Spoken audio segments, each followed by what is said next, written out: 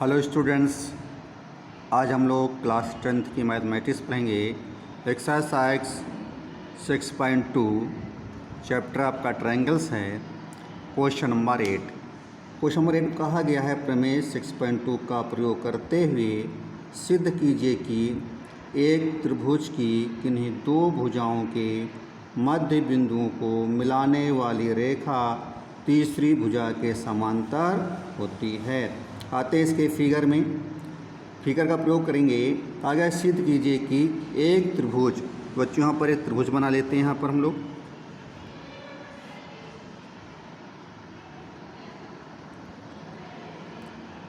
ये आपका एक त्रिभुज हो गया है।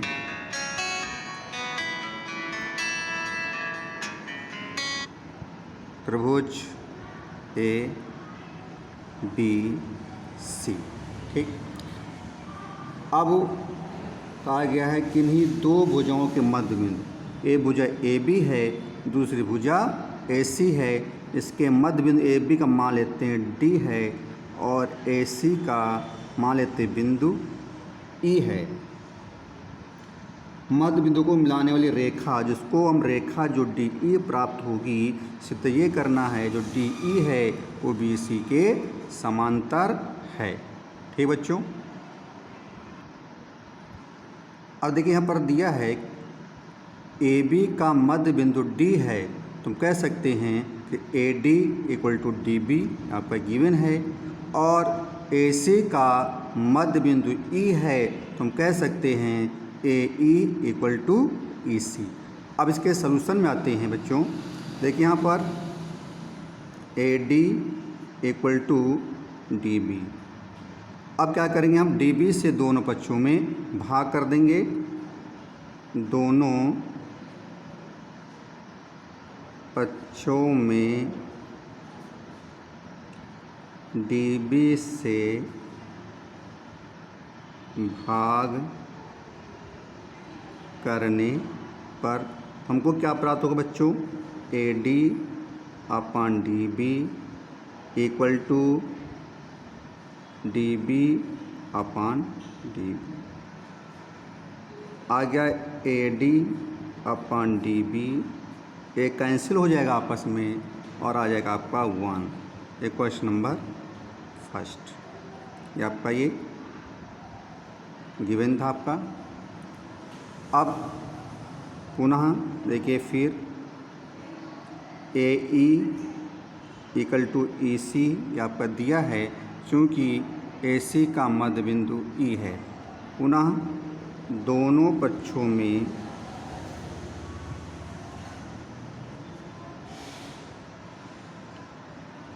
ई सी से भाग करने पर तो आ जाएगा A E upon A C equal to E C upon E C. तो ये आ गया आपका ए E upon A C, cancel हो जाएगा और आ जाएगा 1। एक क्वेश्चन नंबर सेकेंड। अब बच्चों देखिए, एक क्वेश्चन नंबर फर्स्ट में 1 है, RHS में सेकेंड में भी 1 है, यानी कि समीकरण नंबर 1 और 2 से RHS बराबर है तो LHS अपने आप बराबर हो जाएगा। समीकरण नंबर 1 व 2 से A D upon D B equal to A E upon E C. समझ में आ गया बात। यानी कि प्रमेय नंबर 6.2 है कि यदि किसी त्रिभुज में खंडों का अनुपात यदि बराबर है तो भुजाएं समांतर होती हैं, यानी कि जो आपकी जो डी ई है वो बी सी के समांतर होगी। तो कह सकते हैं यहाँ पर बच्चों प्रमेय नंबर 6.2 से कि डी ई समांतर बी सी, यही आपको प्रूव करना था।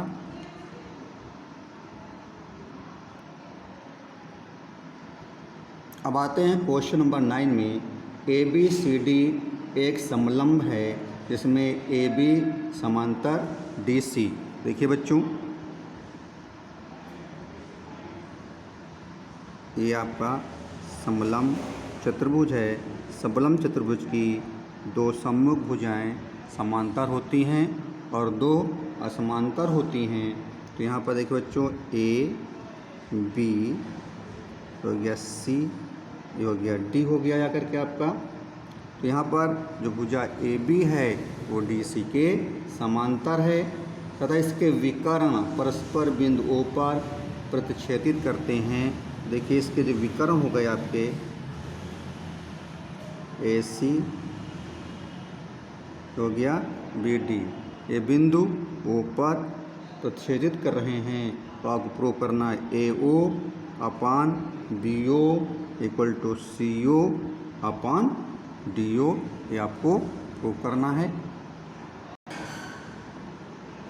आप देखिए बच्चों, यहाँ पर दिया है ए बी समांतर डी सी, सिद्ध करना है A O upon B O equal to C O upon D ओ।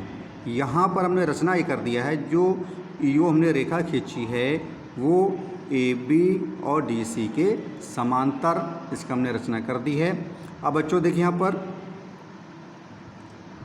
आते हैं, जब त्रिभुज ए डी सी में, त्रिभुज ए डी सी में जो ई ओ है वो डी सी के समांतर है, तो हम कह सकते हैं ए E upon E D equal to A O upon C O.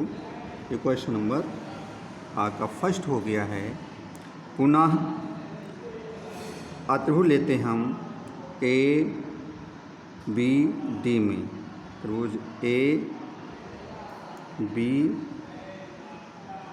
D में ई ओ समांतर ए बी। ठीक, अब इसमें भी कहा गया ई ओ समांतर ए बी है, तो ले सकते हैं हम लोग ए E upon E D equal to, ए लिखा अपन ई डी, तो इधर हो जाएगा बी ओ अपान डी ओ, इधर हो जाएगा आपका B O upon D O. ये क्वेश्चन नंबर सेकेंड। अब देखिए क्वेश्चन फर्स्ट सेकेंड में क्या है, एल एच एस बराबर है तो आर एच एस अपने आप बराबर हो जाएगा। देखिए समीकरण नंबर 1 व 2 से A O upon C O equal to B O upon D O. आप क्रॉस मल्टीप्लाई कर लेंगे, आ जाएगा A O into D O equal to B O into C O. अब बच्चों देखिए ए ओ तो बी ओ इधर पंचंतर कर देंगे, अपन आ जाएगा ये B O equal to C ओ, और इसको पंचंतर करेंगे आ जाएगा आपका डी ओ। यही आपको वो करना था और यही आपका आंसर है। समझ में आ गया होगा। अब आते हैं क्वेश्चन नंबर 10 में। क्वेश्चन नंबर 10 कहा गया है, एक चतुर्भुज ए बी सी डी के विकर्ण परस्पर बिंदु O पर इस प्रकार प्रतिच्छेदित करते हैं कि A O upon B O equal to C O upon D O. दर्शाइए कि ए बी सी डी एक समलंब है। बच्चों चतुर्भुज कहा गया है, तो एक हम चतुर्भुज बना लेते हैं। देखिए एक हमने बच्चों एक चतुर्भुज बना लिया है। ये हो गया है ए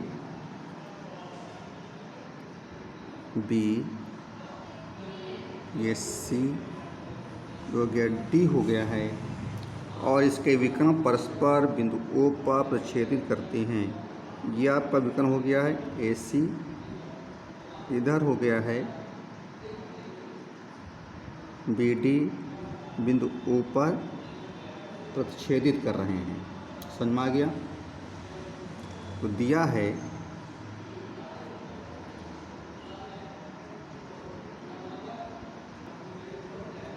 देखिए बच्चों, यहाँ पर ए बी सी डी एक चतुर्भुज है। किसी प्रकार का भी हम चतुर्भुज बना सकते हैं। यहाँ पर क्वेश्चन दिया गया है A O upon B O equal to C O upon D O. आपको प्रूव ये करना है कि ए बी सी डी एक समलंब है, अर्थात ए बी समांतर डी सी, क्योंकि समलंब जो चतुर्भुज का किसी एक युग्म आपका समांतर होता है। यहाँ प्रूव करेंगे एक युग्म जो आपका है भुजा ए बी समांतर भुजा डी सी के। अब यहाँ पर हल करने के लिए बच्चों हमने रचना कर दिया है कि ई ओ समांतर सी डी, हमने ये रचना कर दी है। अब आते हैं इसके सलूशन में।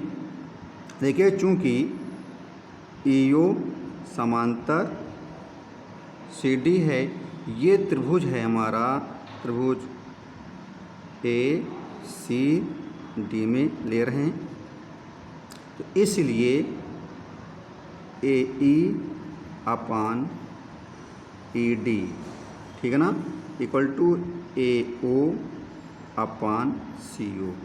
ये क्वेश्चन नंबर फर्स्ट। अब बच्चों देखिए, यहाँ पर ये गिवन है कि A O upon B O equal to C O upon D O. अब इसको हम क्रॉस मल्टीप्लाई करेंगे, और इसका क्रॉस मल्टीप्लाई करेंगे तो हमको प्राप्त होगा ए ओ अपान सी ओ आ जाएगा। इसको इधर पंचांतर कर दिया, और जो बी ओ लिखा है इधर पंचांतर करेंगे तो आ जाएगा बी ओ अपान डी ओ। ठीक, एक क्वेश्चन नंबर सेकंड आते हैं। अब देखिए, एक समीकरण नंबर 1 का मान समीकरण नंबर 2 में रखने पर, समीकरण नंबर 1 का मान समीकरण नंबर 2 में रखने पर तो हमको प्राप्त होगा A E upon A D equal to B O upon D O. अब देखिए बच्चों, यहाँ फिगर में हमको मिल गया है A E upon A D equal to B O upon D O. तो यहाँ पर ये कह सकते हैं कि जो ई ओ है वो ए बी के समांतर है। यहाँ से कह सकते हैं हम कि ई ओ समांतर ए बी। ठीक बच्चों, अब यहाँ पर